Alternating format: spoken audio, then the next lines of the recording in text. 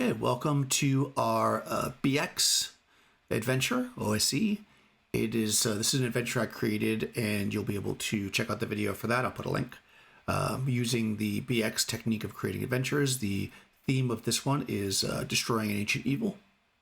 And as we begin the adventure, the prince, Bradley, has been adventuring a little bit, wanting to prove himself to his father, the king, and mother, the queen. And while adventuring, he found a magical whistle. Of course, not being skilled in the magical arts, and seeing there was runes on there and maybe hearing legends of powerful magics, he decided to blow the whistle. When he did, an invisible force gathered around him. Not thinking much of it, he just kind of shrugged and walked away. That was 7 days ago. Each night since, an invisible force has been attacking the tower which he lives in. Many of the king's knights have died trying to defend the prince from this terror that keeps coming at him. About 2 days ago, so it's been a week since that he blew the whistle. About 2 days ago, they brought in a high-level magic user who casts a spell to contact the other planes. This magic user found out that this whistle indeed calls forth the creature called an invisible stalker, often used as an assassin's tool by high-level wizards. Once the invisible stalker is sent on Earth, it must kill before it returns. So, as the prince did not summon the invisible stalker to kill somebody, it has decided to kill him. That being said, it must kill its victim, not just anything. That being said, if the whistle is destroyed in the presence of the stalker, it'll be sent back to its plane. The king had thought about just trying to fight the thing, but he's lost dozens of knights each night. Nights at night. So instead, he called upon the mighty group of adventurers we have before us here to lead the prince to a volcano nearby. It's about 4 days' ride on horse to the eye of the volcano, where it's called Eye of Cain, where you'll await the invisible stalker to catch up to you and throw the whistle in with the stalker. Of course, the prince is going with you because if he stays there, the stalker won't follow. In some ways, you're protecting him, and in some ways, he is bait. You are given light riding horses, some rations for a week, and instructions that you will be paid handsomely for this task. And of course, if the prince ends up dead, there's another kingdom that you might want to go visit. So we'll start off in the morning. The stalker generally comes at night, so you're getting a bit of a jump on it. Leaving the prince's tower on your horses, we'll introduce our characters, and we'll go from there. So let's start with Crystal. Tell us about your character. Riding gallantly upon his steed, a magnificent mustache upon his face, is Sir Ricard Edward Castile III. He shall protect the prince and deal with this night terror. It shall not be a problem. We shall not tarry nor delay. We shall reach the Eye of Cain by nightfall, and we will destroy this whistle, and with it, the terror that stalks the prince. Excellent. Roll D4 for me. Okay. 1. Fantastic. Okay, Nikki, tell us about your character. I am playing Kobza, the elf, and as she hears Sir Ricard pontificating over there, she's like, oh, I'm always stuck with this kind of human. Always, always, always in these groups. She says, I hope we can get this taken care of fairly quickly. I think I need to join another group. What do you think, Emil? And that's Kobza. She is an elf. Nice. Roll D4 for me. Okay, D4. Got it right here. 2. 2. Nice. All right. Amolf, what do you think? Amolf of the Dwarven clan, Great Dwarven, is a middle-aged dwarf. It's a little overweight, a little bit. He hasn't led a very exciting life. He spent his time there with his clan doing what he does. And when he hears about the prince and this whistle that he has blown, and it's caused forth this deaf person to try to cause the death of him, it just amazes him to hear of such things as this. So that's why he has volunteered to go, because it baffles him to know of stuff like this. But he's kind of grumpy right now about having to ride on a horse. He's not too happy about that. His old bones and his stature and stuff doesn't fit a riding horse, but he'll make do. But as he hears the elf mention that, he looks at her and he goes, well, humans aren't sometimes as, they don't have the life experiences that you or I have, and they try to make up for it. You know how it is. And that is Amoth, the dwarf. Fantastic. Roll a d4 for me. There's a 2. 2. All right, nice. And finally, Benji, tell us about your character. I am Olotep, the wizard, and I have had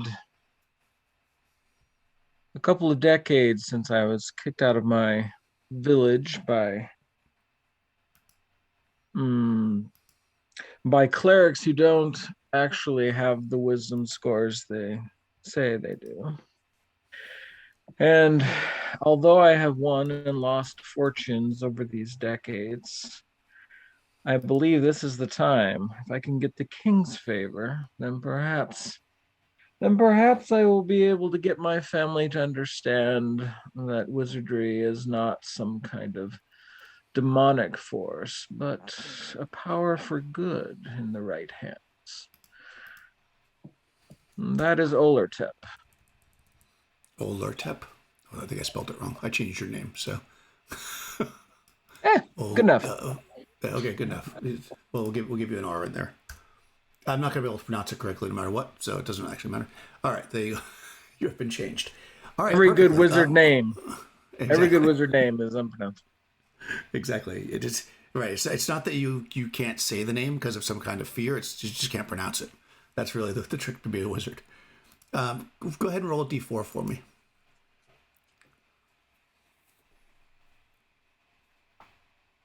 3.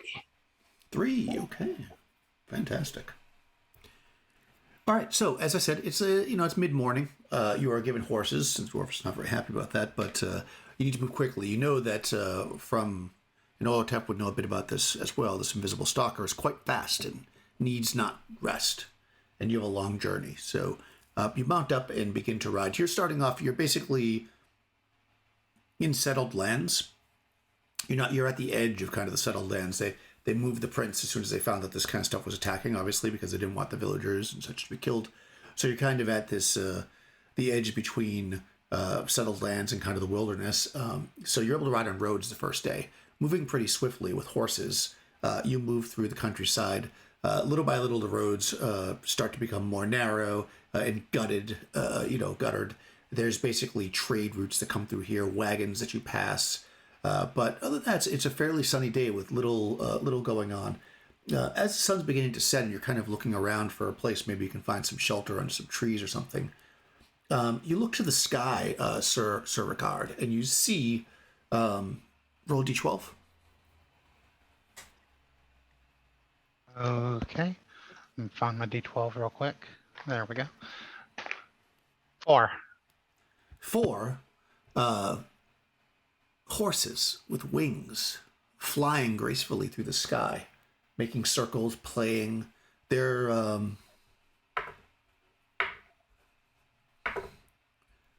90 yards away when you spot them. Maybe they're up high and they kind of swoop down. They're kind of circling and playing over the road. These are beautiful white stallions with wings like an eagle kind of in shape, but all completely white. There are 4 of them. The gods smile upon us. They send us an omen of good faith, as you see. Yeah, when you should point those out, Amoth he's doing his best probably to keep up with the rest of you. He stops and he goes, "Oh, well, That's what I need to ride and be on. Not this pony deal here. Can we catch one of them, Koptha? Perhaps. Perhaps we could. Well, as you see, they do not fly like birds. Their wings are not large enough to do so. So they are great and powerful magically. So be wary. Well, yes.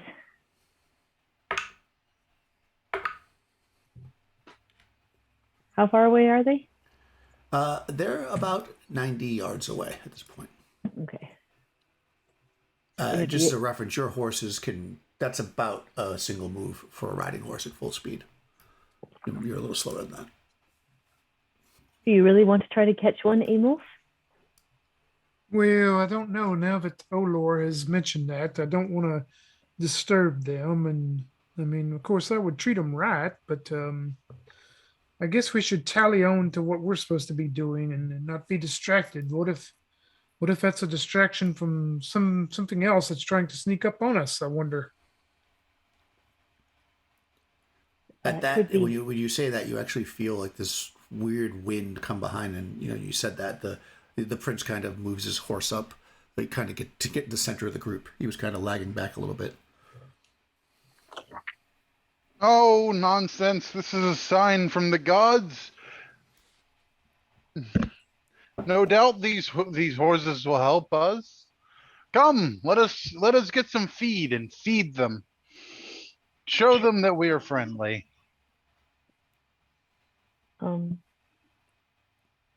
Oh, so I shouldn't just web one of them. I got you. Okay. Nay, the gods have sent these horses. No need to take them by force. I'm sorry, did you say they were white? They are white. Yep. Okay. I Mm, was gonna say Yeah, if they're they're black, white. I guess they could be nightmares or something horrifying like that, and be like, oh, well, we'll They run. could be. No, these are white horses. You're a wizard. What's your intelligence? 14. Oh, you're persuaded. Yeah, you would gather that these are a creature called Pegasus, a pegasi. Winged horse is typically considered good. Yes, I would agree that these are a portent of goodness, and I think if we were to try to capture them, we would be challenging good rather than being good. I assume Yeah. I'll turn to the prince and say I assume we have no business. You have no business with the Pegasuses. He looks at it and he says, "Well, my forefathers were great warriors, and there's legends that they flew. There's paintings and frescoes, but I have never seen one in person. To be honest, I didn't know they existed. But I'm not normally out at this." He kind of looks around again. And you feel again a bit of a cold wind below. This far from civilization. Oh, well, come, let us befriend them. And Ricard will look through his iron rations and find like a carrot, and he'll Okay. start like galloping towards the horses with the carrot out. Okay. Go ahead and I'll roll look at 2d6. I'll look at Amos and go, I think he's thinking about rabbits, not horses. Horses like carrots. Horses like carrots. I don't know if winged horses like carrots. I rolled 2 4s. Okay, so 8. What's your charisma? 9. Okay, so average, right? You don't have any Yep. penalty or both. Okay. All right, so 2 4s makes it. I'll give you a +1 for the carrot. So that's a 9. This reaction 9.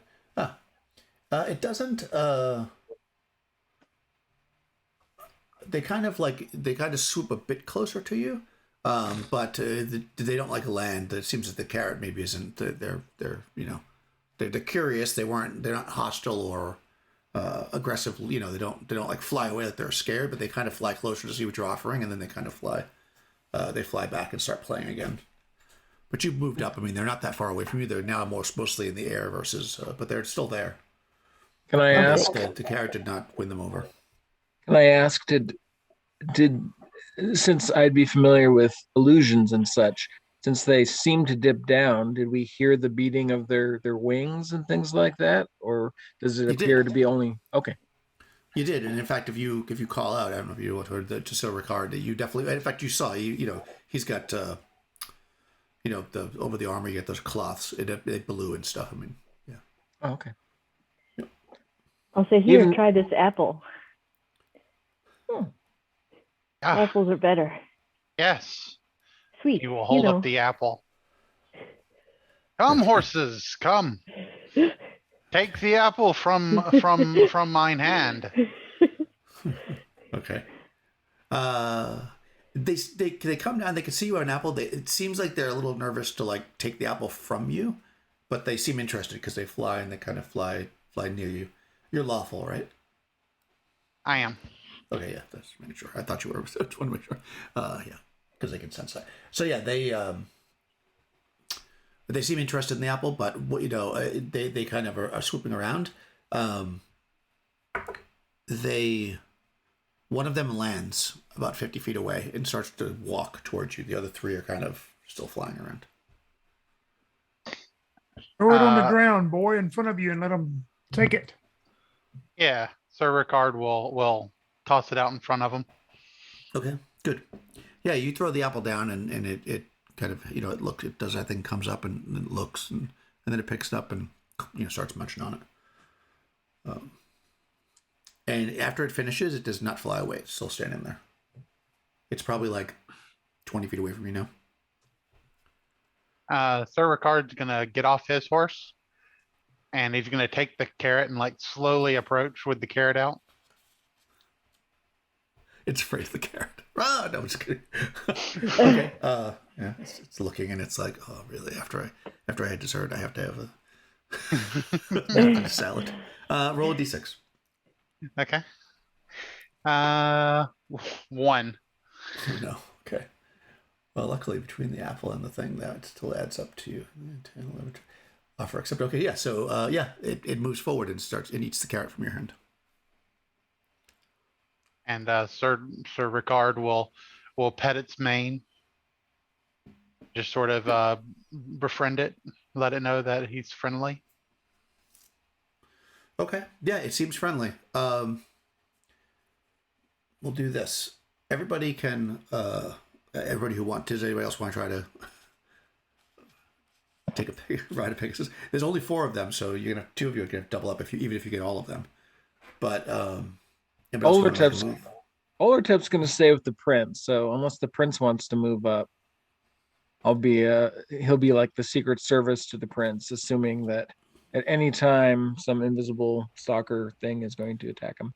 Yeah, the sun is going down now. So I guess what I'm saying is, ultimately, as far as the party's plan, are you trying to get all 4 of these Pegasi into your service, or are you just trying to get one? No, Amorph, he gets off his horse when he sees Ricard have success with that and walk up and say, well, that's a good job there, boy. Maybe we should try to entice the rest of them down and they could help us. But yeah, he'll try to, he'll fish around and find something, an apple or something in his pack. Okay. Is your charisma any better? It's 8, so that's -1, I believe. -1. Okay, yeah. Yeah, it seems a little skittish for them to, one flies down but kind of stays a bit away. How about the elf? I think I'll stick with my horse. Okay, so you're just trying to collect 2 of them. All right, so I don't know. We'll do this. Tony, just roll a d6. If you get a 4 through 6, that one will come to you. So I'll give you a 50% chance you can get that one. Oh man, I got a 3. Okay, yeah. It starts to move forward, but it seems maybe too nervous, and it takes off. And the other 2 kind of never land. The one that you're paying the mane of seems to stay with you. Surikon, even when the other ones start to make distance. So you think it'll probably stick around at least for a day or so. Obviously, a Pegasus can fly very fast, much faster, especially when you're walking or riding, rather. Sir Edward will try to mount it. Does it allow it to? Does it allow him to mount it? Okay. And he shall say, I shall call you Guinevere. It knocks you off. No, I'm just kidding.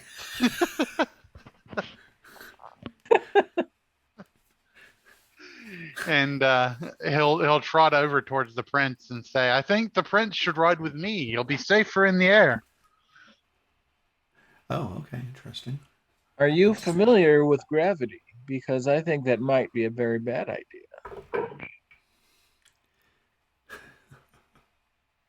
Yeah, the Pegasus seems fine with moving over to the group. Like, it doesn't seem afraid. And obviously the prince would ride the horse if you with you. It's going to be way. I mean, it usually only carries one rider, so it's going to be hard, especially with you wearing armor and the prince is in plate mail. So while theoretically you could do it, it wouldn't be able to go very far. Like, you couldn't ride all day like that. You'd have to. Okay. For short jaunts, it would be okay, but not. And it doesn't seem particularly interested in being like ridden solely by anybody else but you. Like, you definitely connected with it. Okay. All right. Well, never mind. Ricard will say, or perhaps not. Guinevere does not seem to like that idea. Yeah, maybe your new friend will protect us in case that invisible creature shows up this evening. Yes, I can tell that she has a heart of gold, this one. Yeah, it's like that's my horse in person. And you're able to mount the Pegasus and fly. You can for the rest of the day you are able to you fly. You fly basically equivalent, basically twice as fast as the horses fly, or ride rather. So you can fly ahead and scout and this kind of stuff. So there's no chance you're going to run into anything. If you were to see any creatures setting an ambush or whatever, you could easily see that with the Pegasus up in the air. So there's no fear of that, and you're able to kind of move through the roads pretty easily, actually. So the rest of the day goes by with little problems, except that it keeps becoming more and more desolate, and eventually you're thinking there's not going to be any place to really rest, and you're kind of at a crossroad where you know that the road heads off. It basically heads in three directions, the direction you came from, and then it splits off like a V. But you actually need to go in the middle of the V, so you're going to actually start walking on the grasslands the next day. But for now, you can set up camp at night, and let's see, you'll make another D6 roll, Crystal. Okay. 4 through 6, the Pegasus will stay the whole night. Otherwise, it's going to fly away. Okay. No, I rolled a 2. Yeah. But either way, I'll feed the Pegasus. I mean, because I wouldn't know anyway. I'll feed the Pegasus, and I'm gonna like brush out its coat and all that for it. Yep. Yeah. It basically stays the night, and because of its lawful presence, there won't be any disruption or anything of the camp. So we'll just say it's a safe night. But in the morning, you see as the sun's rising, you guys are getting ready to head out. You see kind of in the horizon and the light, you see horses flying, and you can tell that it wants to go, and it kind of like looks at you and then kind of like nods, like, hey, that was fun, and then takes off. Well, not all things are meant to be tamed, it seems. Well, I suppose I shall have my steed back, and he shall climb upon his horse and say, let's go, Zeus. Nice. Okay. Yeah, the morning is clear. You're heading out. You know where you're going, so you can literally see the mountain in the distance.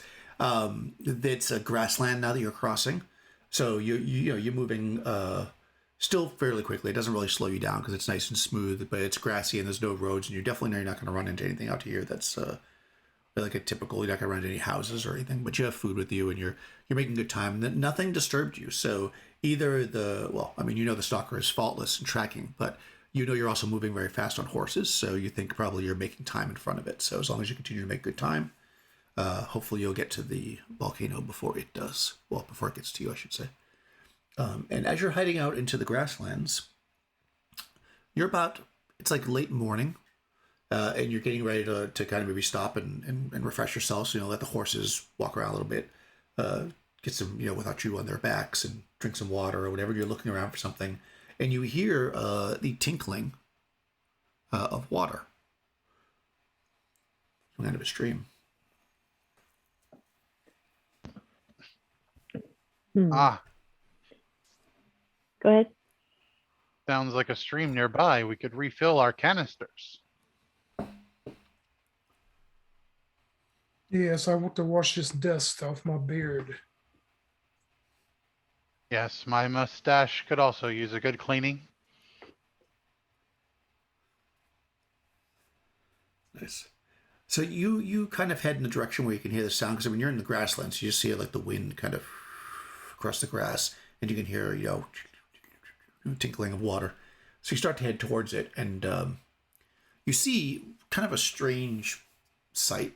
At first, maybe you step back, thinking it might actually be some kind of creature, but what you observe is a statue.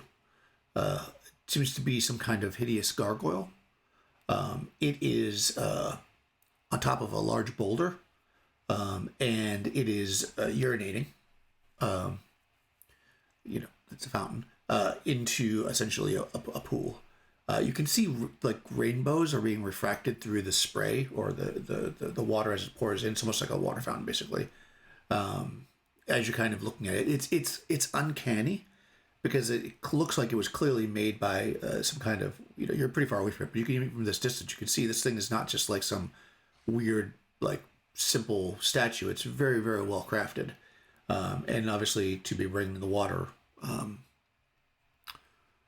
down from wherever it's getting it from, it must have some kind of pump or possibly magical or something, because it's clearly producing water, and which is going into this kind of pool.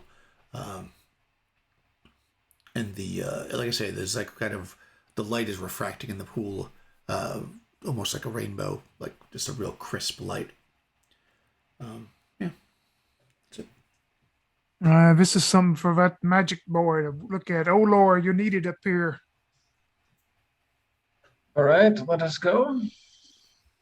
How deep is that pool? Okay, so it is not particularly deep, and nor does it seem to spread out very far. So it's about 6 foot in diameter.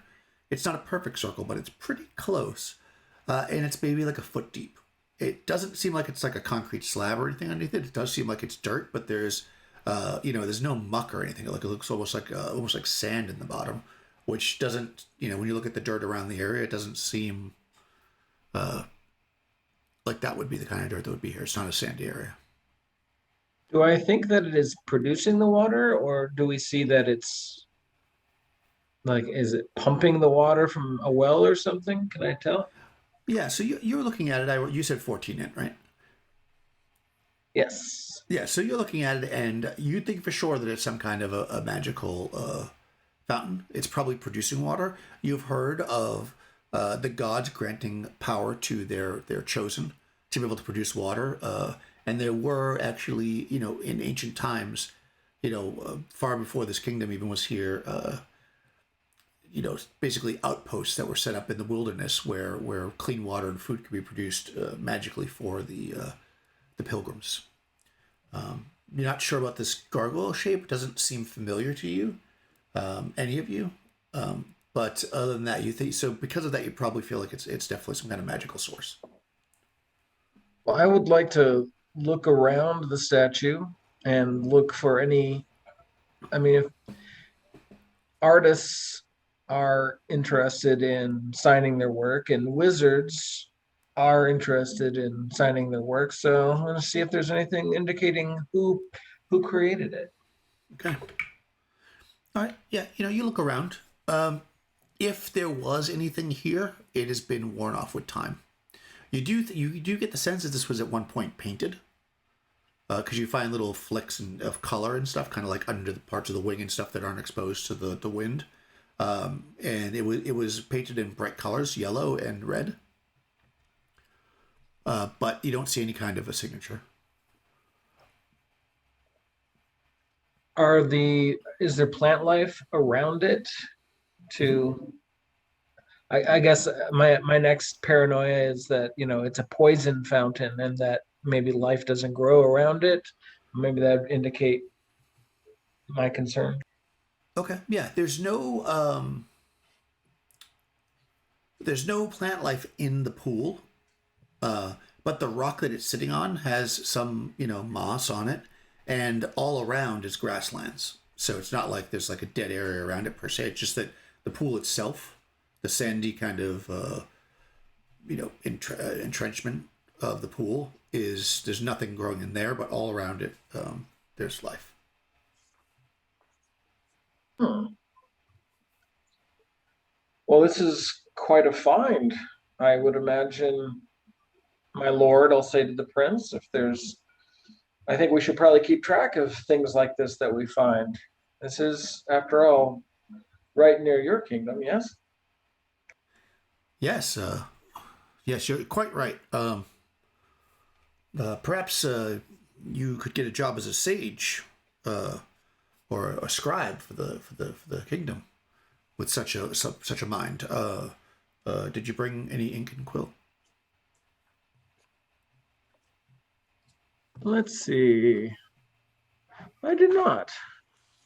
Oh, I only started with my regular gear, so I didn't actually buy anything extra. right. Well, we were moving in quickly. Well, we could probably remember where this is. So, Lord, you think it's safe for me to wash my beard and clean it?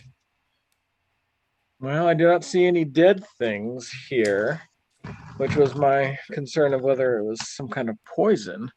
I wonder if we should first, with gloved hand, dip them in the liquid here and smell it from our gloved, protected hands.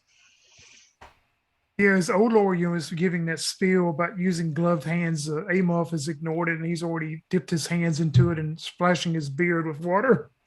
Okay, yeah, you do that. The water is cool. It's kind of like spring water. It doesn't have any smell to it. It smells just you don't smell anything really. It just smells natural.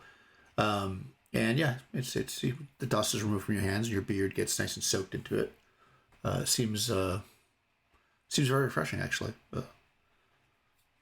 Ricard, I believe it is safe, as Olor has noted, but if you want to use some of this water, Ricard. Ricard furls his mustache and says, I think this imagery is too devilish for me. I believe that this is an ill omen, but you take your time, friend. I'm sure that such things shouldn't not curse a dwarf. Well, I am pretty stout when it comes to holding and more hardy than humans. That's true. Cobb, though, do you think you should put some in one of your water skins and take it with us? I can do that, yes. That's probably a good idea. Yeah, let's actually have everybody roll a d6. If you 1 through 3, you're out of water, period. Like, you've been traveling for 2 days, so. Oh, yeah, that's a 1. Yeah. If you got 4 through 6, then you have some water left. I mean, you're not like dying of thirst right now, but we'll say that you've used up your water, so you will need to find something tonight at the very least. I also have a bottle of wine. But when you also have wine, there you go. Yeah, what we'll do is we'll do a foraging check later, and if successful, you'll find more water for sure. I must not have drank much water because I rolled a 6. Nice. Yeah, so you've been conserving, or maybe you brought more. Ricard's been using his water to wash his mustache. Well, or maybe it's that Ricard's been drinking the water and kept the wine. Amos drank the wine and kept the water.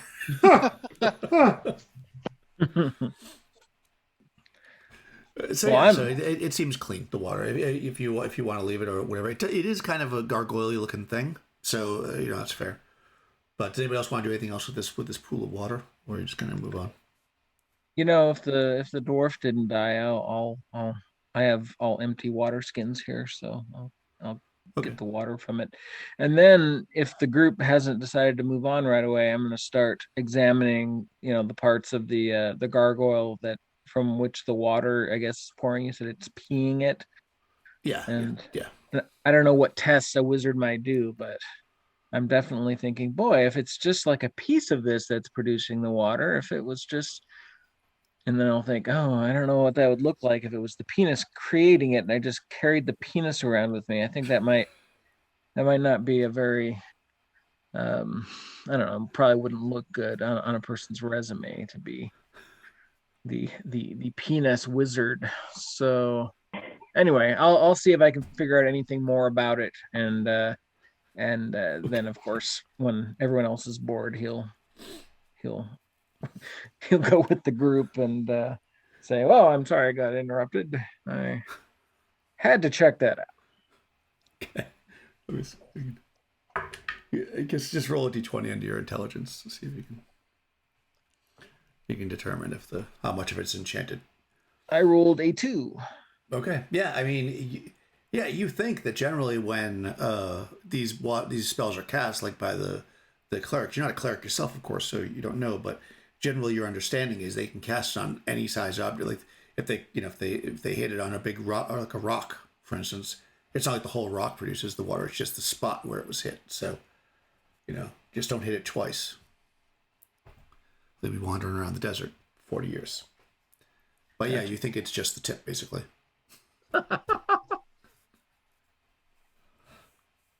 So, Well, yeah.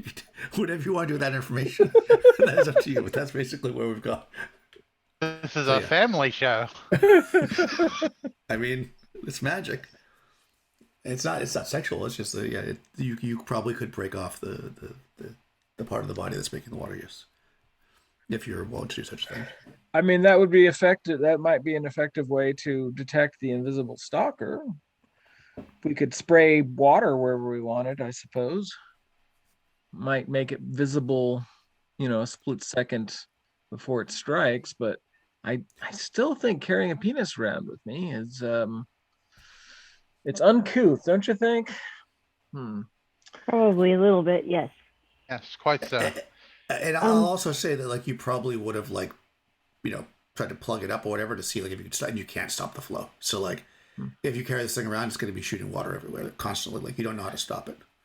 Alternatively, I suppose we could wait here for the stalker. It will eventually appear, and we will have a very high pressure water that we can push around from the statue itself. I don't think that's a good idea. I think we should continue to the volcano. Yeah, the prince is he's now moved his horse to the other side.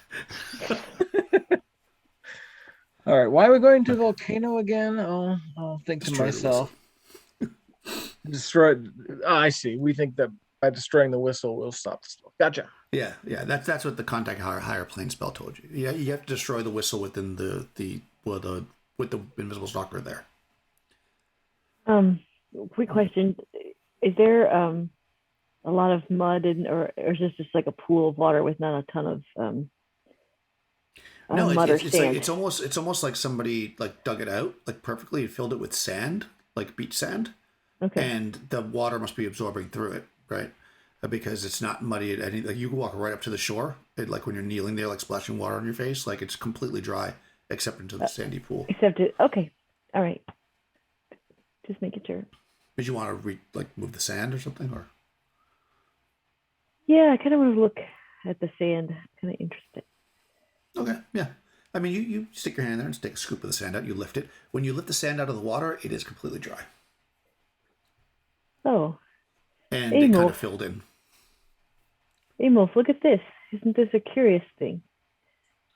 Well, it is, dear child. I mean, all of this is strange to me to see these things, but it seems the good friend Olor has definitely taken a liking to trying to figure this out. But yeah, I agree. We should press on, and some things are just best left alone, I guess. Okay. But I'm gonna take some of that sand, the dry sand, and put it in my one of my water skins instead of water. Okay. So everybody basically gets refreshed, but except you, Sir Ricard doesn't want to deal with the water. Right? You're just gonna hope for find something later. Yep. All right, but everybody gets refreshed in the water and drinks it or whatever, and you get some sand, you fill your canteens, and the prince does as well.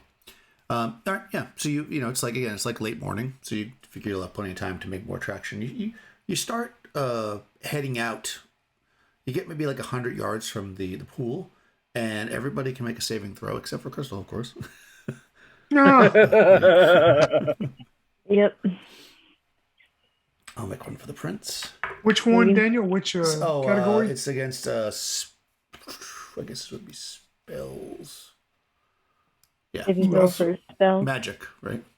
That's It's magic failed. and BX, right? Not, yeah. Magic. If the dwarf fails, that's never a good sign. I also failed. Oh. So I want high, yes? Yeah, equal to or over that number. I rolled a 7 for him, so he definitely failed. I rolled a 3. Okay. Yeah, you start with it, and then you think, you know what? It is a long way that you need to go, and maybe you should go back and drink more water. Like you feel like leaving this site would just be a bad idea. You found a safe site. There's water here. This is probably the perfect time to camp. Even though it's about 10:30 in the morning. Yeah, Amorph is going to stop in the middle of been moving. He's going to just stop his pony and he's going to yell up at Ricard and go, Ricard, let's go back to that little that watering place there. Maybe your flying horses. I think they'll come there and drink later today. We need to go back and wait on them. That's a good place to camp out. I agree, Amorph. I regret not doing a horse, or not doing a horse, not getting a horse before. Let's see if we can go wait. I agree, Amorph. I do not like such devilry imagery. I think we should continue, and Ricard will continue. Okay. Yeah, the prince has turned around already, and he's heading back towards the thing, and he calls forth. He says, I think actually there was a good plan with Holotep. We could stay near the water. It will be safe. If the stalker, we could sit in the water even, and if the stalker tries to walk in there, we'll see his feet. Yes, that's right. We'll see the splashing. That's why I was looking for mud to see if I saw any prints.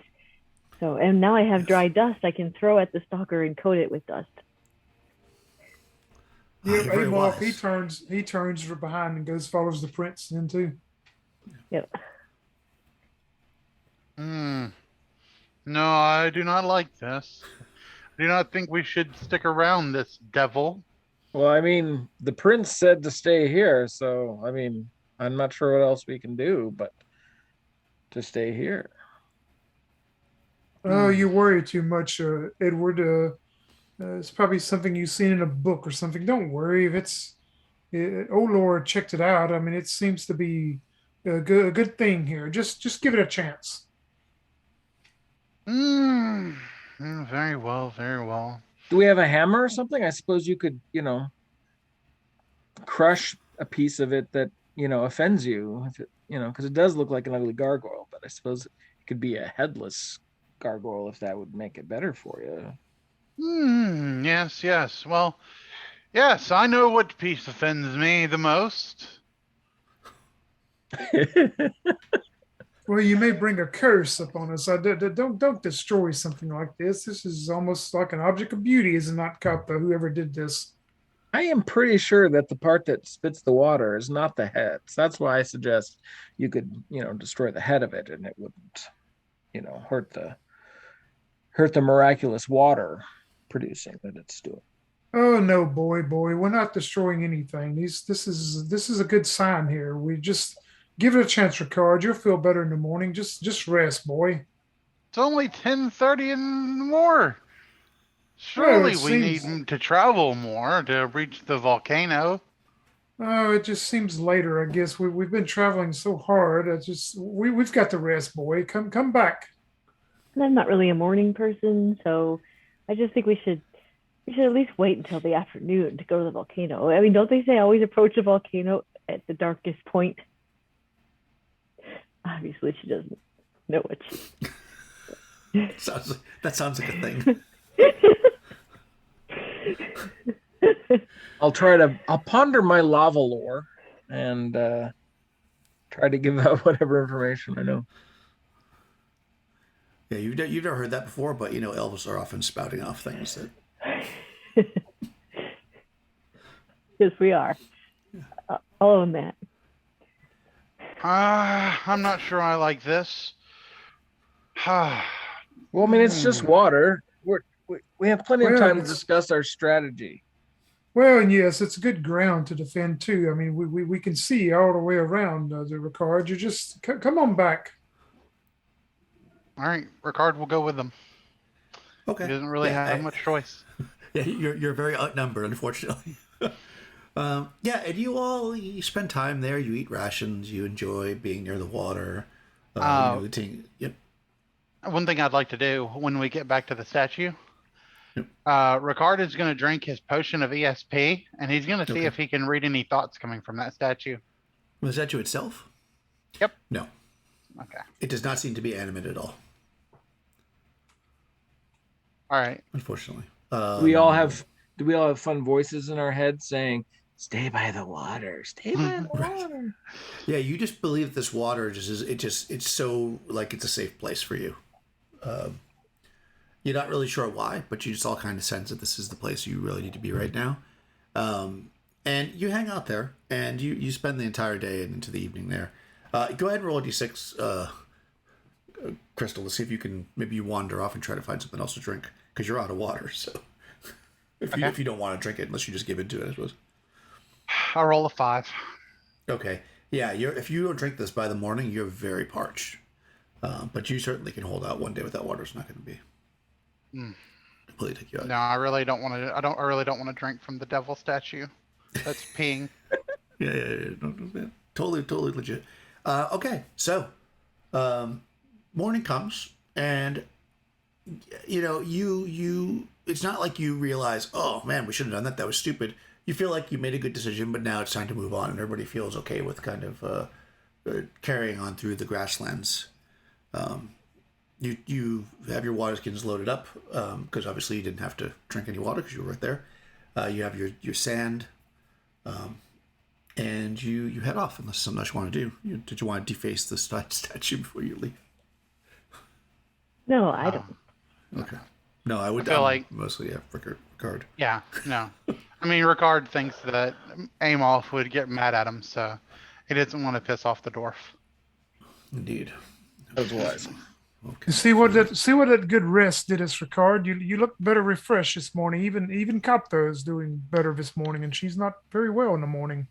Yep. Yes, I suppose so, but I think we should get going all the same. Well, lead on. And Ricard shall lead on. Okay. Yeah, so you lead on through the grasslands. It takes most of the day. You roll another d6 to see if you've crossed any more streams. Okay. 4. Okay, no. So by the end of, you're like, it's afternoon and you are getting very, very thirsty. Everybody else has drank some of their water that they took with them, and they don't seem to have any kind of desire to go back to the statue. So you're all fine there. But as you're coming, it's like late. It's like getting to be the afternoon. Like you probably have like maybe another 3-4 hours of travel possible. You're coming closer to the forest that you have to cross. And as you kind of get close to the the large path that goes to the center of it, you see a large oak tree, and on it you see a very, very crude, as in not crude like as in offensive, but crude as in done roughly, kind of carving. It kind of looks like a woman, with wings. And it seems unusual, and like somebody would carve this here in the middle of nowhere, in a place where there's nobody around. You look around, you don't see any like footprints near it or whatever. But as you approach, you hear a voice, and it says, "Help me." Help me. Where are you? I'm in the tree. Okay, I look Well, jump out. I can't. The dryads, they got mad. They stuck me in here. Just because I turned their eyes purple. Oh, you literally are in the tree. I'm in the tree. I'm being held here. You've got to get me out. It's very boring. Well, seems to me you brought this upon yourself. I can Come, help lads. Let us continue. I can help Wait. you. There's something behind you. It's very close. And at that, the prince kind of looks over, so you guys feel a cold wind below. It's very close. I can hide you. I can disguise your tracks. I am magic. Cool. How do we get you out? Well, what are you first? I need to know. Are you human? Oh, no. Humans. Oh, no offense. No. I am a creature of the forest. I am how can you say it? What's the human word for it? A sprite. Oh, what do you know of that, Copter? Oh, Lord, y'all should know about those things. Yes, I'm sure I do. What do I know? Do I know something? You know that elves, right? So sprites are elves would definitely know this. They're kind of tricksters of the forest. They're usually not particularly violent, but they do mess with people and dryads in this case. They've got pretty powerful magic, but it's not like they throw fireballs at you. More like they tie your shoelaces and stuff like that. Okay. I will say, I believe that she probably turned the dryad's eyes purple. I also believe that she could be messing with us. You know, sprites they can think they're funny. Oh, I am so funny. Well, how? Okay. I didn't really turn their eyes purple. I just made it so that everything they saw was purple, or turned purple when they looked upon it. And you would think that would be good, but dryads like some variety. I can see why they think that maybe they thought that wasn't funny. It was pretty funny though. So will we I can not? help you. Will we not get the wrath of the dryads who imprisoned you here if we assist you? Oh, no, they're not gonna know. They don't pay attention to me anymore. They haven't been here in 5 or 6 winters. They're probably on the other side of the forest. I think we should move on. This does not concern us. Well, I would hate to see you die. Your I humans are think so fragile. Well, that's Okay. because he's human. Well, I don't know. She seems okay to me, or they, or what? What? How many are just you? Yes, it's just me. How do I get you Me, out? myself, and I. Do I have to chop down the tree? Oh no, the dryads would not like that. That's what I thought. Yeah. So how do I get you out? You can see the bark on the ground that they carved away. You just have to fill in the bark. It's like a puzzle. Yeah, so basically they carved the bark off the tree to make this drawing, and you see pieces of bark all over the ground. They're kind of soft and smushy and broken up because it's been 3 years. But you do see the bark on the ground. Oh, Well, I agree with Cope though. I think we should help this thing out. But you be forewarned, you little creature, that we have the great Olortep. He is the greatest wizard of his village, and he would bring wrath upon you if you tried to do something to us. But we should help her. Oh, I yeah. agree. Oh yeah. I'm very, very, very afraid of human wizards. You're not afraid of destruction. Of course. Well, I shall keep an eye out then and make sure that nothing sneaks up behind us. I think there Give the might- horses a carrot. Give the horses a carrot there, dear boy. Yep. You have carrots? Carrots, apples, sugar cubes, candy. You have candy? Horses love peppermint. Oh, leaves? No, candies. Could you get me out? I've been here a long time. Okay, I will. I'll look at the bark with Amolf, maybe Orlortept. Okay, the three of you are all going to work together to do it. I mean, we don't have to. I'm Oh, assuming. yeah, I'm just asking how you're going to do it. Yeah. I know Amorph is good on standing there with his head, scratching his head, watching them two do it because he don't have a clue what's going on. Okay. All right, who's got the highest wisdom? Wisdom? Yeah, this will be a wisdom thing. Oh, well, no, then I'm also I have a 7. Oh my gosh, I've got better than you. My intelligence is 13, but my wisdom is 7. What's your wisdom? Mine's 8. How about Olotep? 7. Oh my gosh. Because that's a dump stat. This is the reason why this party was chosen for this. Every wise adventurer was like, no thanks. Why? My wisdom is a 6, just to let you know. Yeah, I mean, Wow. All right, so roll 3d6. volcanoes must be Good. approached at night, and Yeah. horses don't like carrots. So, I mean, they're not very wise. Let's see. Yeah, roll 3d6 under your stat. Your wisdom, elf. Cope. Okay, all right. We'll let you go for it. What did the survey say here? No, I got a 9, which would have been okay if it weren't for the fact that my wisdom is 7. Okay, no, that's okay. I mean, you're going to be able. I mean, it's not impossible to do. It's just going to take you longer. So, you okay, yeah, you get the. It takes you about an hour, and you finally get it kind of put together roughly. There's like some pieces that don't quite fit, and you're like, jamming it in like a puzzle. Yep. And then eventually, it fuses together, and then a hole opens up in the tree, almost like a large woodpecker type hole, and out squeezes this little tiny woman. She's only about less than a foot tall. She's got little wings. She flies out. She kind of circles around. There's like little fairy dust coming behind her. She looks all around, and she's like, "Oh, thank you so much."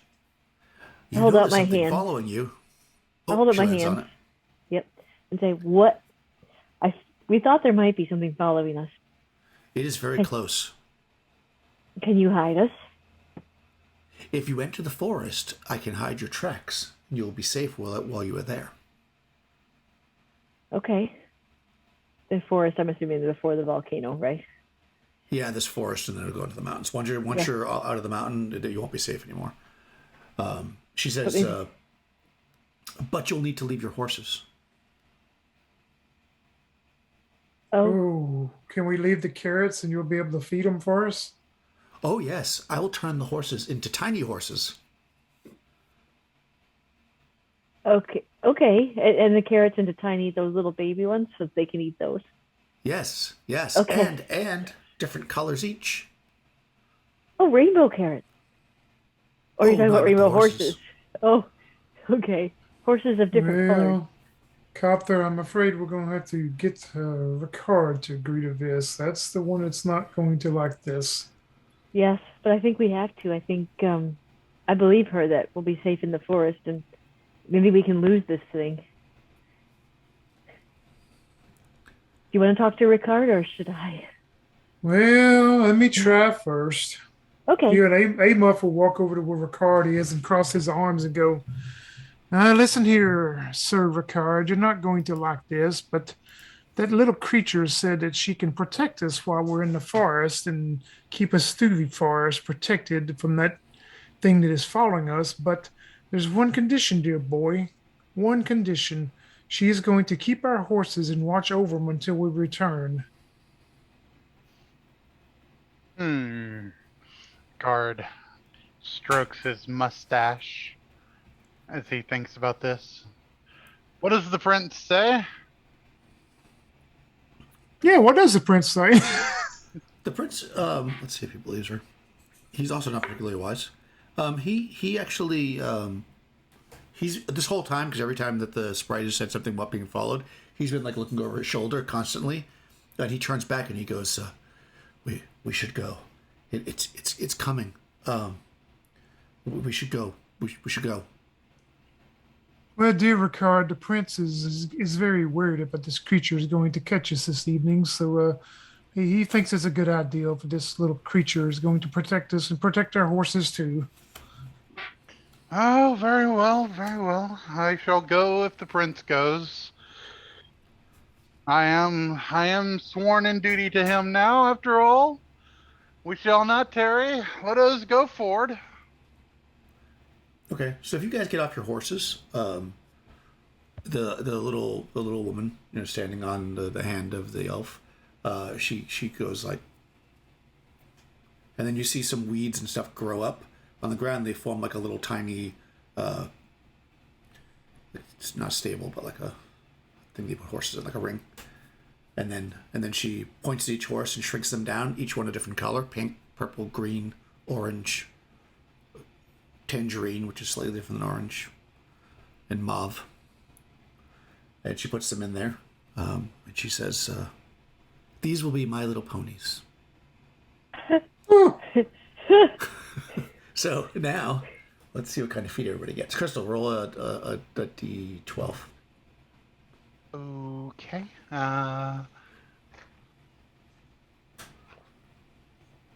7. Aha, okay, perfect. She says, "Okay, it will not be able to follow you. These creatures are faultless trackers of humans, but your feet are..." She snaps her fingers, and your feet turn into the feet of a giant lizard. They go, and they splay out under you. And then she roll a d12, Nikki. She claps her hands. Okay. Oh, this is fun, says Kopta. I rolled a 4. 4. Oh, yours form into large cat feet, the feet of a tiger. Oh, They yes. plop out, yes. Yes. Tony, roll a d12. 8. 8. Oh, your feet actually. This is interesting. You're actually, the whole lower part of your body shrinks together and turns, and you turn into basically like a snake. You're basically like a llama right now. Your bottom half has become that of a snake, or a roll d12. Whoa. Huh. I got a 1. 1. Antelope. Your legs turn into those of an antelope. And we'll roll a d12 for the prince, who is looking at this whole thing like, "Oh my god." You see Kopta, she's like retracting and pulling in her claws on her tiger feet. Oh, the prince is like, he's looking around, and all of a sudden the bottom half of him goes, bubbles out, and he grows 8 legs as his bottom half of him turns into a spider. Oh, cool. Holy shit. And she goes, "Okay, this will only last while you're in the forest, unfortunately. You better be gone. It's coming." And she kind of looks. Should we- into the thing. Should we go, Sir Edward? Yes, let us not tarry. Onward. And Ricard tries to walk with his new giant lizard feet. And you're like, and you kind of look behind you after you wander your way through the forest a little bit, and you see this weird like menagerie of tracks, spiders and lizards and just a giant snake and a hooves from an antelope and hold on, and a tiger. I think it's in the morning. As you go off into the forest after encountering the sprite. I would like to say something to the sprite or just in the vicinity of the sprite before we go, just to give her some ideas. It's like, well, the thing that's chasing us has a really sour kind of attitude. I don't suppose you couldn't give it some rose-colored glasses, so to speak, with your fine abilities. Oh no, that creature I would not want to mess with. Oh. I'm just gonna hide over here. Oh, well, good luck. Yes. And you see she flies down and starts feeding tiny little rainbow-colored carrots to the tiny little horses. As you head off to the forest. All right, so all right, there you go. You break the edge of the forest. Well, of course, it's evening, so you end up staying in the forest that night. It's quiet in the forest. It's actually very peaceful. You do find water, there's plenty of streams in the forest, so you finally find some water. And, it seems legit, like just regular water going through. And it's a pretty quiet night. You get up the next morning and you head out towards the mountains. This is something you want to do at night. Guard has the strangest need to lick his eyes. Like a gecko. I love it. Nice. So yeah, probably as you're getting used to your new body forms, about halfway through the fourth day, as you emerge from the forest, you see in front of you the volcano. It seems to be spouting this kind of black cloud. Of course, it's an active volcano, and it's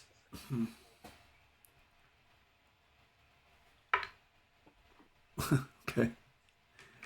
Well, Atep, you're kind of looking at it, and it seems that the clouds above the volcano seem to be almost shaped in almost like a very canine way, almost like the shape of a wolf. And you swear that you actually see the legs actually moving but then you kind of blink and you look, and then you think maybe it's just the way that when you look inside something hot, like it distorts the air. Gotcha. Yeah. Nobody else really seems to notice that as you're kind of making the way up, unless you draw their attention to it. I will draw attention to it. I'll see. So Rickard, you were talking about portents earlier. What do you suppose that means? I'll point to the wolfiness that I was seeing. Perhaps the gods are trying to warn us that the creature draws nigh. We should make haste. Very good. Everybody remember that the prince who we are protecting is wearing plate mail, and we really don't want him to get pushed into the volcano. So if we could just make sure that there's no easy way for, say, an invisible assassin to just shove him at any point into the volcano, I think that would be I think that'd be a good way to proceed. Of course. Make a good point. You're very wise, Oladept. Well, occasionally I get something right. Almost the wisest of them all. Almost. Almost. All right. Yeah, so you start to make your way up the side of the volcano. You can see that there is a path. You would notice, Emilf, that it seems like, based on what you can see here, is this kind of stone cut here, that this may be, and it would be quite ancient at this point, this may have been used by the dwarves. You know that a lot of the ancient dwarven clans would use volcanoes, especially in making of magic weapons, to heat the metal and such. And you suspect, as you see these kind of stairs going up, that could be related, but they don't look like they've been used in a really long time. Well, yeah, I think we may find ourselves kind of at home, or at least I will. This appears to me to maybe at one time a clan of dwarves was here. This is a good sign, I believe. I don't know about those things that Olor was talking about in the sky, but come on, we're close. We're getting very close, I think. I trust you, Emil. Yes. I shall follow you, Amolf. This is your territory now. Lead on.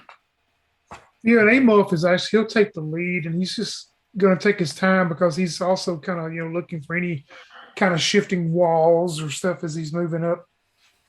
Okay. I look down at my feet and I say, now my feet are just boring. Huh. I wish I still had tiger feet. Just kind of forlorn, just walking along. Permanent tiger feet. Elf feet.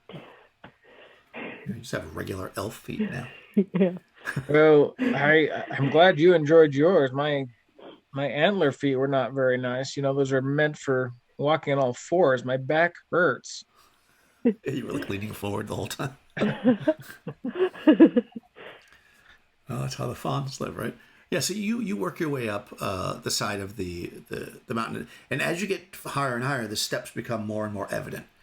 You don't see any like shifting passages to get in, as far as you can tell.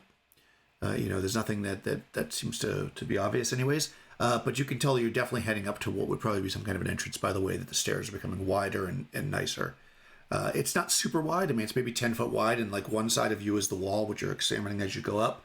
The other side is literally you fall off a cliff, so at first probably not too bad, but by the time you start to approach what would be closer to the top, you're talking about maybe 1,000-foot fall down. So probably would not be a good day.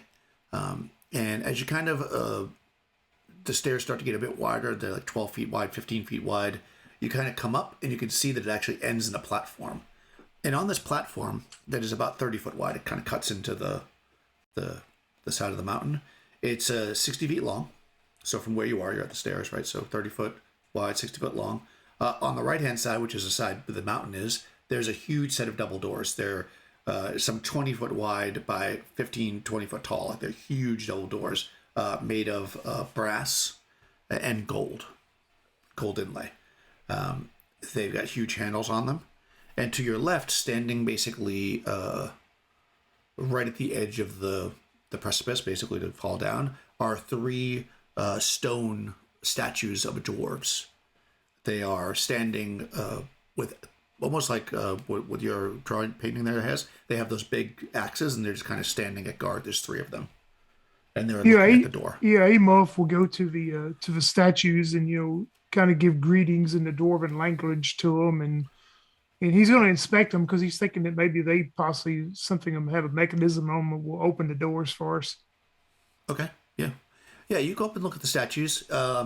You notice a couple of things. Their eyes, they're kind of sooted over because you're on top of a volcano, so it's been kind of covered. But when you look at them more closely, each of them has eyes that are rubies, and each of them on their, they've got like the skull cap helmet. In the center, there is an emerald. So each of them has 3 gems on them. The statues themselves do not seem to be connected to the ground. Like you're looking, and they seem to be sitting on the edge. They're not, they're not like carved from the stone that's there. And let me see. You're pretty sure that there's no mechanism here that seems to open the door. You don't see any way it would be connected unless through magic, which would be beyond your any knowledge that you would have. But you don't see any kind of like the ground is clearly the original stone ground. Like it hasn't been cut up and removed and a mechanism been put in or anything like that. It looks basically clear. And there's no roof. Like there's only a ground. Well, I was hoping that the designers of this would have had something on one of these statues to open the door for us. But I guess, Ricard, I'm going to have to need your muscle to help me open the doors. Very well. Let me see what I can do. And before he moves up, he'll give a lawful greeting to the dwarf statues, and then he'll move up to the door.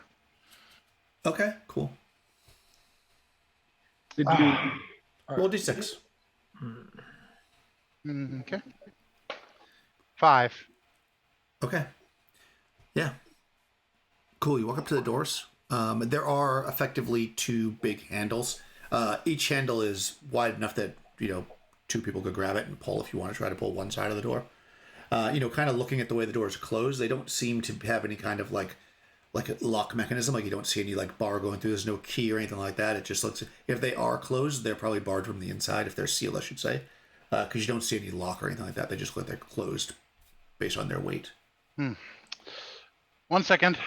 Let me try something real quick. And Ricard will rub his hands together, and then he puts his hands forward and says, "Open sesame." Okay, yeah. So you shout out the universal magic word for opening doors. Wait a couple seconds. You don't hear anything. The doors don't move. Well, one day. I think it will work one day, Sir Ricard. I know it will. But let me see something. They're big doors, right? Really big. Oh yeah, they're like 10 foot wide by 10 foot tall. Okay, I'm gonna look and see. Maybe sometimes there's a smaller door inside big doors. I'm gonna see, and I'm gonna look for roll a d6. Yeah. Okay. I rolled a 1. All right. Yeah. You're looking, and you notice that. So yeah, you could grab this handle and pull it, obviously, to open the door if that's the way it is. But you also notice that it looks like it actually shifts down. And as you're looking, you see that there is, in fact, in where the gold inlay is, you can see a split. So you think that if you were to like twist the handle, it might actually open a smaller door, like a door that's maybe like 5 foot tall. Oh, I will look back at Amolf and Sir Ricard and or Olortept, and I'll say, "What do you think?" Well, dear child, where did you learn that from? That's Oh, you know, it was just a lucky guess, I think.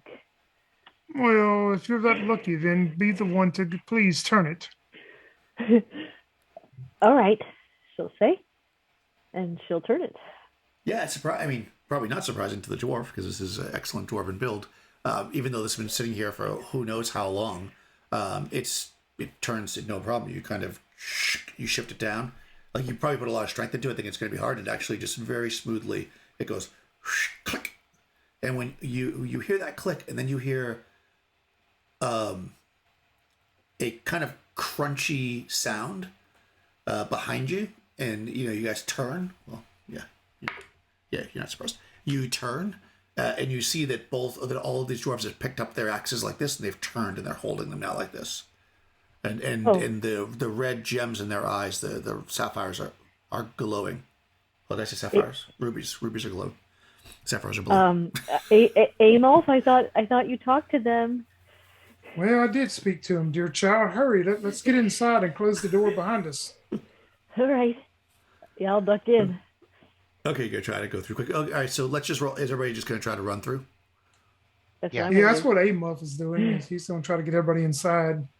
Yes. Okay, yeah. I mean, if you win initiative, you can probably get in before they can move on you. So, who wants to roll for your side? Let me see. They got 2 only, so. Well, since Nikki started this. Okay, I'll do it. Oh, I also got a 2. Ooh, simultaneous. Let me just check something. Yeah, so in BX, surprise, initiative, actions. Hold on. Monster morale, movement happens first. Okay, so it would happen before they get to do what they were going to do, which is, they're going to move on you. But basically, as you're going through the door, they're following you. So you can all get through. The question is if you can. What's your dex? My dex? These things aren't particularly fast. It's only me neither. It's only a 10. Yeah, okay. I'm just going to roll randomly. Nobody has a fast dex. No. And you're bringing somebody who's in plate mail armor, so everybody's moving slow. We'll just do another initiative then. Effectively, okay. If you got to get through the door, and they're going to try to hold the door open. So you get through the door. If they win initiative, then they're going to be able to hold the door open and follow. Otherwise, and there's nothing killing you on the other side. I'll deal with that in a second. So. Ooh, 6. Are they trying to open like the big door, or are they coming through the small door? No, they're following. Okay, then Ricard is going to pull his shield up and try to block them in the small door. Okay, perfect. I rolled a 6. Yeah, you're able to actually close the door. You get there to hold them just in case, but you see that they're a little slow, and you're actually able to like push them back with your shield or whatever, and then slam the door shut. So yes, that works because you guys 6 on initiative, right? They got a 5. Yes. Yeah. So Ricard actually knocks the one back that was trying to come through, and when it kind of slides back a little bit, you slam the door shut, and you can hear them outside. Still. Well, let's do what we're supposed to do before they figure out a way in and. Yeah, maybe they'll battle that invisible stalker thing when he shows up if he does. Yes, good idea. Amolf's the wise. Maybe. Is there a way of barring the door on this side? No, there's not. There are actually, areas where the door would be barred, but whatever was there to bar it is no longer here. So it's possible if you have a giant, 15, 20 foot long piece of oak or something with you. But I'm guessing you don't? I do not. Okay. Give me 1 second. Actually, the map is actually over here.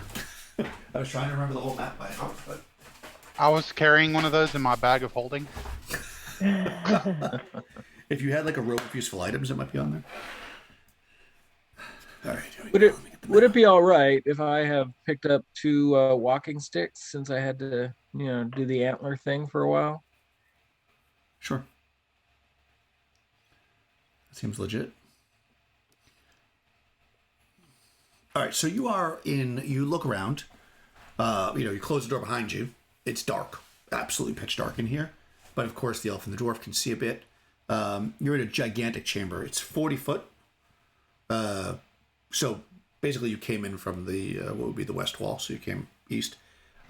It's 40 foot north to south. It's where you imagine well over 100 feet out in front of you, further than you can actually see. However, because you use infravision, you can see that or feel that is kind of at the edge of your vision. See this kind of blur. It's got to be like 200 feet away. It is just intensely hot. Because clearly there's a volcano out there. So you can't really see it well because of the distance, but you kind of know that it's out there in front of you. Nobody else can see though. In this room, there doesn't seem to be anything moving around. No life at all in this room. No heat. Oh, and Sir Ricard has a sword that sheds light, so I'm sure that won't be a problem very long. Yes. Well, Swan Song, it seems now is your time to sing. Come forth and shed your brilliant lights. And he shall draw his sword and shed the brilliant light of Swan Song. Nice. You pull the sword forth and shed the light. The space lights up. You see that this is a huge chamber. Like I said, it doesn't light up this far, but I'm just going to give you the whole description. It's 120 feet long, 40 foot wide. The ceilings here are about 30 foot tall. They are arched.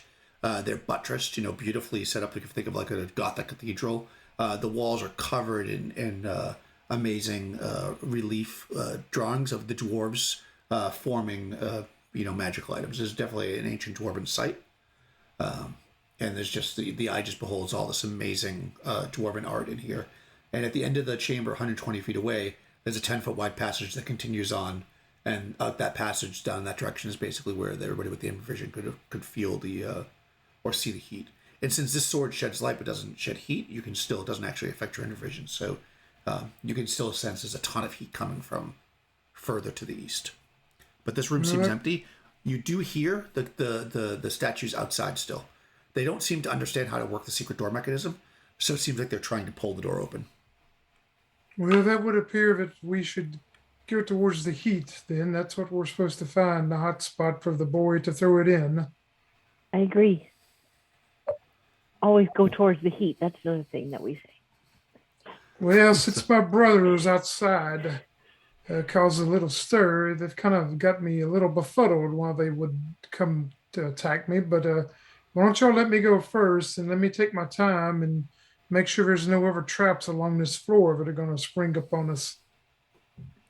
Okay. Very well. And Amoff will go about 10 feet out in front of everybody else. Okay, perfect. Yeah, you move, looking for any kind of traps on the floor or any kind of, shifting walls or anything like that. Pitfalls, whatever. You're looking up, of course, because you wouldn't want something to fall from 30 feet up. That'd be terrible. It's beautiful. I mean, the space, you actually notice that the ground has inlay on it. It's actually a really beautiful space. But nothing seems to be out of whack as far as a trap goes. And when you get to the end, there's that 10-foot long, 10-foot wide passageway. Almost immediately to the south, so the passageway runs east to west, or west to east, as it would be. Almost immediately to the south, there's an archway that opens up into a room, which you can see into from where you are, of course. And you can see in that room, you actually detect some heat in there. There seems to be some large-ish, like maybe 2-3 foot wide, insects kind of crawling around and swimming around in the corner of this room that's about 30 by 30. And of course, there's a path. You can just keep going down the hallway and just pass this room if you want. Yeah, he'll take note of that and put up a hand and tell the rest of them to kind of be quiet as they come past it. There's some kind of large insects, but yeah, he'll keep going. Okay. You can go past, and another 20 foot down, now on the northern wall, there's another kind of just archway that leads into a room. This room, you kind of look in and look around. It seems to be empty. It may have been some kind of storage room or something. You can see what's dust, like heavy dust on the floor that appears probably to be like maybe there was like wooden benches in here or something at some point, but they've long since gone to dust. But there doesn't seem to be anything moving around in there. And just a little bit in front of you, about 30 feet in front of you, you actually can really, the intense heat is buffeting you. And as you kind of move forward, you can see that what you're basically coming out onto is you come into a T intersection, effectively, that is a natural kind of ledge, about 20 foot wide. It seems to go out and wrap around, and on either side, left and right, like the heat, it's almost blinding you because it's so bright, because it's so hot. But directly in front of you is a 30-foot wide kind of hallway, for lack of a better description. It seems like there was probably some kind of a stretch of natural stone that went out, and the dwarves built up a wall around it to protect, from the heat. So you'll have to pass about a 20-foot area of like a really intense heat to get into that area, but you can actually see with your infravision that it's not as hot in there. That goes down about another 60, 70 feet, and you can see there's a cut into the ground is a large well, and from that well, heat is just pouring up. Bring the boy forth. Just be careful here. There's kind of a tight spot here, but come forth, Ricard. Light the way as Olor and steps the boy in. I believe we're almost at where we need to be. Okay. Yes. She'll come forward. Okay. Yeah. I mean, you come in and you guys you cross that hot spot as long as you go right quickly across it. It's not going to hurt you or anything. And you are in this hallway. It's still warm. Like if you're wearing armor and stuff, you're probably dripping with sweat at this point. It's probably like about 90, 95 degrees in here. And you start to move down towards the well. I'll call it a well. Effectively, it's kind of like a mini room if you want to think about that. It's 30 foot north to south.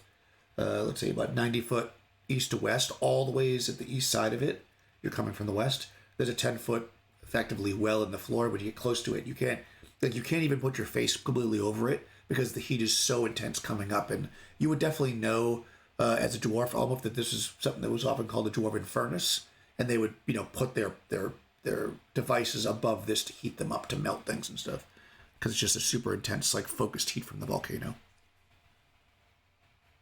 And we would know that this is probably the well that he's supposed to drop the whistle into also. Yeah, you would think that if that whistle was dropped into there, it would be completely melted, no problem. I mean, it is so hot. Anything that goes down there is going to be incinerated. Now, oh Lord, bring the boy forth. I believe that this is the right spot. He's supposed to drop it in and destroy the curse upon him. Yep. So just a reminder that you have to do it once the stalker's there. So effectively, you're waiting. Oh, okay. Yeah. I mean, you could do it now, but it wouldn't work. You'd still have to fight it. So yeah, you know that in order to destroy the stalker, it has to be within the range of the whistle. It has to be like a few feet away from it. So you got to kind of wait till it comes there. And it is following you. I mean, you got the signs from the sprite and everything.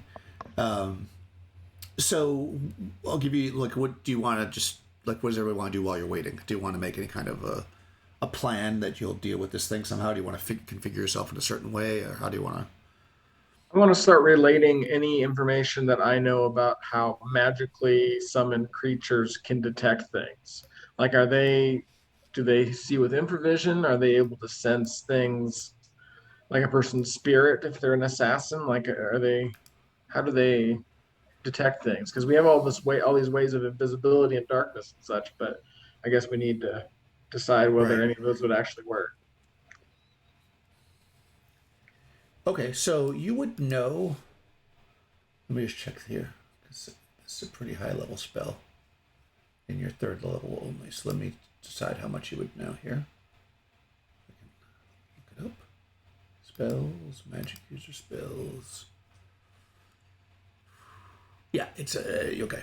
So Invisible Stalker is this is meta, but it's a 6th level spell, which is the highest level spell in all BX. So, and you can only cast 2nd level spells. So you know about it. You don't know much about it. What you do know, though, or what you've been told, and maybe since you don't really know, like it could be mostly exaggeration, is that these things are considered to be absolutely faultless. Like there's no way to avoid one killing you. It will eventually catch you. Like people have tried all kinds of things to try to, it's either you destroy it and they can be killed. They're just incredibly, incredibly tough.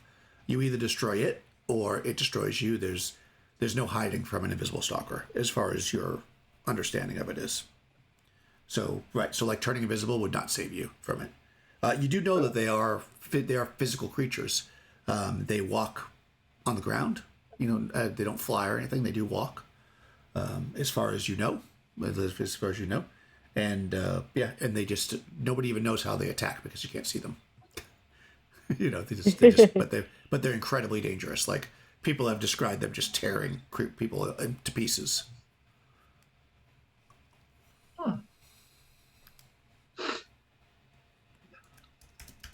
Well, Tabitha, do you still have that sand from the well? I do. Yes, I do. That was a great idea. All right. I will ready my bag of sand. Okay, you're just gonna hold it in your hand with some kind of a plan. Like, it's the bag of sand. What are you readying it to do? I guess is what I'm saying. Oh, I'll ask. Do you think I should throw it at him, or do you think I should? Because we won't be able to see him, right? Or do you think I should put it on the ground so we can see footprints? Yes. And then when we see the footprints, we'll know to throw the whistle in. Okay. Is that what everybody Put it thinks? in front of the door. Yeah, I'm gonna like start spreading the sand out. Making it like, yeah. So that it would thick enough so that it would leave a footprint or two. I know I don't have a lot, but so.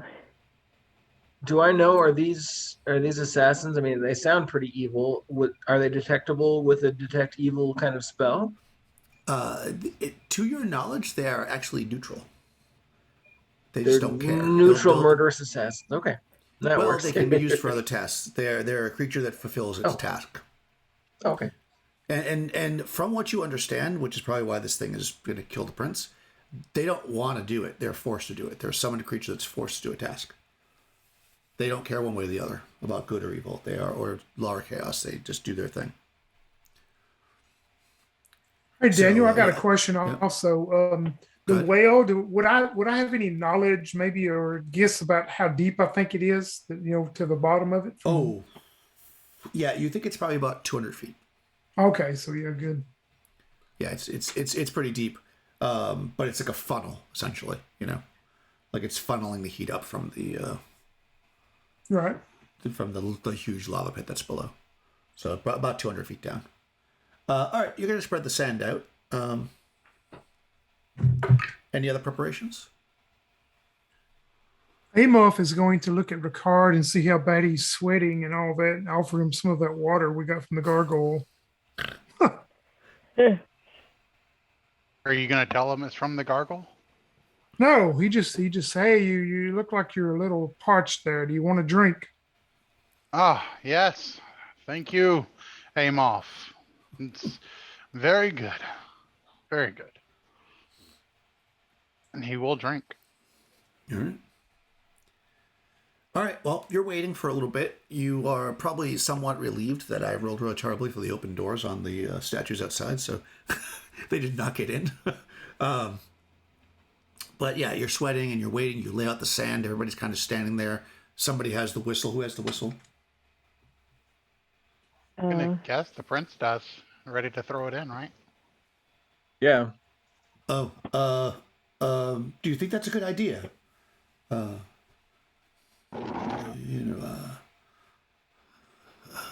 I am a prince. Let me roll this from morale. Oh no, actually, he's pretty good. Okay, yeah, he kind of like swallows, and you can see that he's nervous to do it. But you've been traveling with him for the last 4 days, and he has this like amazingly beautiful plate mail that like clearly has never been nicked. A sword that's like super sharp that's probably never been used. He's been on adventures with a lot of retainers. So yeah, he's got the thing, and he swallows, and he did his thing. He's gonna do it. So he takes it, and holds it in his hand, and he stands back, and he gets as far away as he possibly can. Where you guys make the front line in front of him, and you lay down the sand, and everybody's watching. So this is a really good plan. But, invisible stalkers are pretty slick. So, and you guys can choose who does it. I'm going to say there's a 1 in 6 chance that it can get around the sand. And then you'll have to actually engage it. If it wants to roll, if you roll anything but a 1, you'll see the footprints. You'll drop the whistle, and that's the end of it. So somebody roll me a d6, whoever wants to volunteer to be the... Nobody's going to volunteer. Oh, I'll do it. I'll, Oh, I'll, no. I'll seal Do our it. fate. Do it, Tony. Emil, Oh, come man. 2. Yes. All right. Yeah. You just barely, like, you just notice slightly, or actually a little unsure. You're like, I think I see the, and then you just feel that like cool wind that you've been feeling, and you know that it's him. The prince reaches his hand over the fire. He's got the metal gauntlet on, and you see him squint as the pain as his hand's clearly being like welts are forming on it as the metal heats up. He opens it up and lets go, and the whistle drops, and nothing. All is quiet. The prince falls to his knees. He tries to remove the gauntlet, but like it's like ripping the skin off of his hand because the metal's all seared to it. He kind of gulps and he says, "I'm gonna need some of that water." Yeah, Ricard will take his water that he got in the forest and start pouring it over the prince's wounds and say, "All will sing of your glory, sir." You're like, he's got his hand, you're like pouring it over. He's like, "No." He wanted to drink it. and then he says, "Actually, I probably need that wine." And that's it. You killed the invisible stalker. That was very smart with the sand. Very, very good trick. You got past the dwarven guards outside. You know they're there. You could just, you're leaving, so they won't bother you. You actually realize, because you have time now, you're inside the space. Unless you want to fight those beetles. I'm assuming you don't care about that, but if you want to, you can. Since we didn't get to fight anything. Do you guys want to fight the beetles, or are you happy to not to fight anything? No, Amorph is good to go. He doesn't want to disturb any dwarven stuff because he still can't believe that those statues come after him. Huh. Yeah, you realize, so when you go back out and you inspect the area, you realize looking at the glyphs that you would have, this is from an older age when the dwarves were under threat from other races, and there was simply a phrase that you needed to speak, which is written on the walls here. So when you step out, you speak that phrase, and the statues salute you. Go back down. Well, would you look at that? Oh, Lord, you should put that in some of your studies when you get back, and remember that. Well, I don't know if I wish to share the secrets of your your ancient dwarven places. Perhaps that's better to be lost from any humans. Well, that's true too. Humans sometimes talk too much. I would hate for a prince who isn't as kind and wise as this one to come in here with a bunch of retainers and dismantle what is left of this beautiful dwarven dwelling. No, that's true. And greedy little humans. Yeah, the prince says, "You will all receive a great reward and land grants in the kingdom my father has offered you. Let us go back and collect our horses and feast and celebrate. I think my time of adventure is over, but perhaps yours has just begun. So tell me how it ends for Sir Ricard Edward Castile Crystal." Sir Ricard Edward Castile III goes back to the kingdom and sings praises of the prince throwing the whistle into the fiery furnace.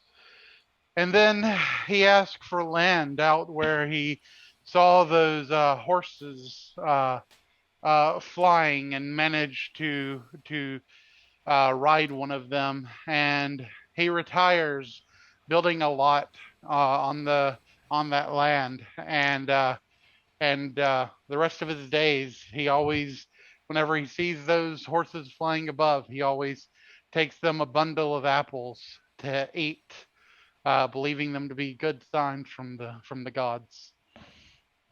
Excellent. How about Copdath? How does this end for our elf? Kapta will she'll go back and get her little horse with the little mini carrots from the sprite. And then she'll ask Amolf if he will teach her how to speak Dwarven so that she can maybe talk to statues in the future, because she thought that was pretty cool. And that's one language she doesn't speak. And then she'll say to the sprite, "I kind of like your mischievous spirit. Maybe we could go around and mess with some more dryads together. And so she's going to join up with the sprite and live in the forest for a while. That feels like a spin-off. Yeah. Yep. Nice. How about our dwarf? How does it end for Almoth?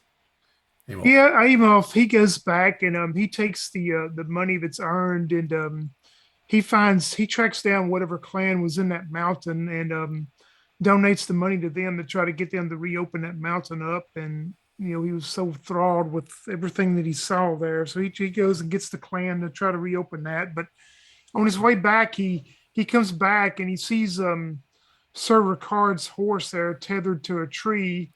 And then he sees them out there feeding the flying horses. So he sneaks behind a tree himself and he pulls out this little bottle out of his belt pouch and he opens it up and he goes, "Oh, I'm going to scare the daylights out of the poor little boy. His mustache will go in all directions." And he drinks the potion of gaseous farm and flies out behind Ricard and flies between him and the flying horses and scares the dickens out of Sir Ricard. That's how it ends for Amolf the dwarf. Nice. In the shape of a gargoyle. Yep. And the powerful wizard Orlatef. How does it end? Well, having seen some of these carvings and these wonderful, this whole, I guess, place of building magical weapons from the ancient days, Olertep uses his funds to go on another adventure to those lands, and knowing the password, he will find a way to create the magic item that he's hoping to create for his sister, who was stricken with blindness. And that's why the cleric decided to kick him out of his town, is because they thought the blindness was due to the curse of his magical energies. And so he will hopefully with Amolf and his people's blessing, he will make that happen. Ah, yes. Eyes of seeing. Excellent. Well done, guys. You actually didn't fight anything, which is pretty good because everything was pretty tough. So thanks for playing. And I'm going to stop the recording now.